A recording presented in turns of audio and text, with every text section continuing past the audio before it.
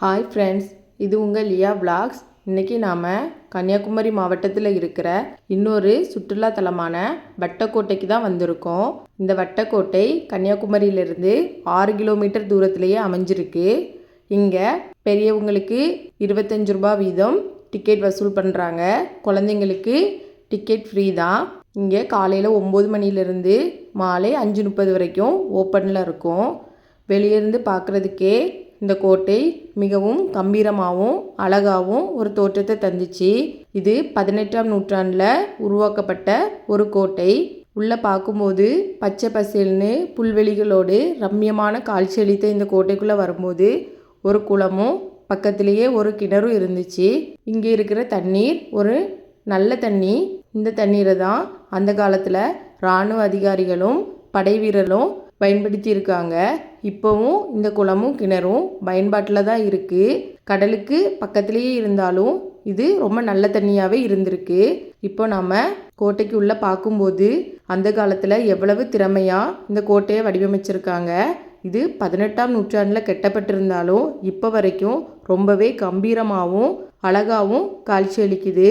கோட்டைக்கு மேலிருந்து நம்ம சுற்றுப்புறத்தை பார்க்கும்போது பச்சை பசேல்னு கடலோடு சேர்ந்து ரம்மியமான காட்சியை நமக்கு தருது.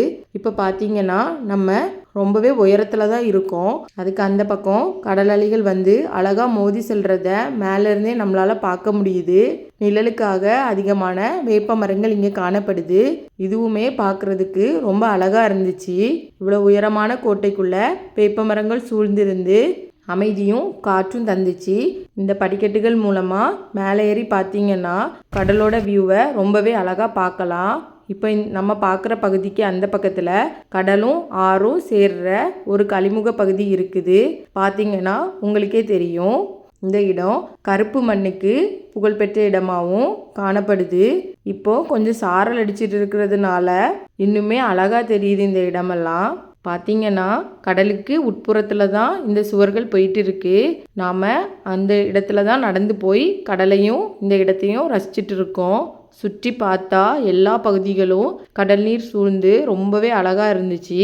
18ஆம் நூற்றாண்டில் கட்டின கோட்டையாக இருந்தாலும் இப்போவுமே ரொம்பவே ஸ்ட்ராங்காக இருக்குது. எத்தனையோ பேரிடர்களுக்கு அப்புறமாவும் கம்பீரமாக நின்றுட்டு இருக்கிற இந்த கோட்டையை பார்க்கும்போது ரொம்பவே சந்தோஷமாக இருந்துச்சு.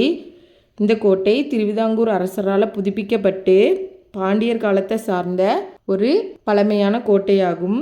இங்கே இருக்கிற மண்டபங்களில் இப்போவுமே மீன் சின்னங்கள் பொறிக்கப்பட்டிருக்கிறத நம்ம பார்க்கலாம். கிபி 12ஆம் நூற்றாண்டில் இந்த கோட்டை பாண்டியர்களின் கையில் இருந்திருக்கலான்னு இப்போவும் நம்பப்படுது. வட்டக்கோட்டையில் ஒரு சுரங்கப்பாதை இருந்திருக்கு. அந்த பாதை இப்போ மூடி வச்சுருக்காங்க. பத்மநாபபுரம் அரண்மனைக்கு போகிற சுரங்கப்பாதையாகவும் இல்லைன்னா போர்க்காலங்களில் இந்த கோட்டையிலேருந்து வெளியில் போகிறதுக்குள்ள பாதையாகவும் அமைஞ்சிருக்கணும். அதை இன்னும் நல்லா ஆராய்ச்சி பண்ணினாதான் அதனுடைய உண்மை வெளியே வரணும் நம்பப்படுது. இந்த கோட்டை வட்டக்கோட்டைன்னு அழைக்கப்பட்டாலும் செவ்வக வடிவத்தில் தான் அமைஞ்சிருக்கு. இந்த கோட்டைக்கு எல்லாரும் குடும்பத்தோடு ஒரு வாட்டி வாங்க. குழந்தைகள்லேருந்து பெரியவங்கள் வரைக்கும் எல்லாருக்குமே இந்த இடத்த ரொம்பவே பிடிக்கும். கடலும் கடல் சார்ந்த இடங்களையும் பார்க்குறதுக்கு ரொம்பவே அழகாக இருக்குது. நீங்களும் வாங்க.